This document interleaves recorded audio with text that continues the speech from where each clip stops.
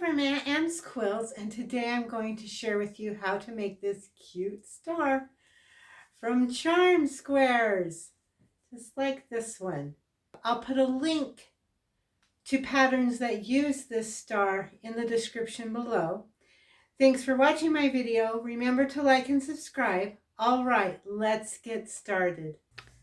To make Maverick Star from charm squares, you're going to want some charm squares, and you're going to want background fabric. So what we're going to do first is take a charm square, and we're going to cut that 4.5 inches square. You're going to want at least 2 charm squares, and you're going to cut those at 2.5, and then you can stack them on each other, and you're going to use essential triangle or similar ruler, and you're going to cut some half square triangles. You'll get 2 out of this unit. I did lots of different charm squares so I can make them scrappy, but you can do it all the same if you want. So 2 of the same charm square in order to do that.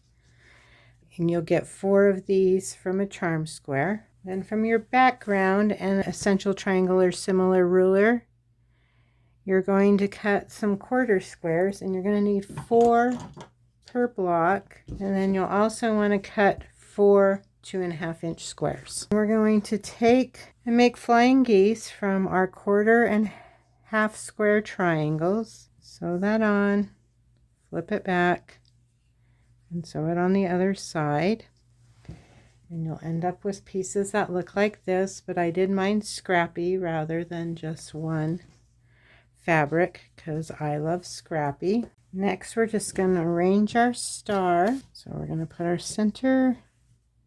We're going to get our star points, and then we'll just put our 2.5 inch squares in the corners. Also row, row, row, and then sew the rows together, and you'll end up with this cute Maverick Star that you make completely from charm squares. Thanks for watching my video. Remember to like and subscribe. We'll see you next time. Bye bye.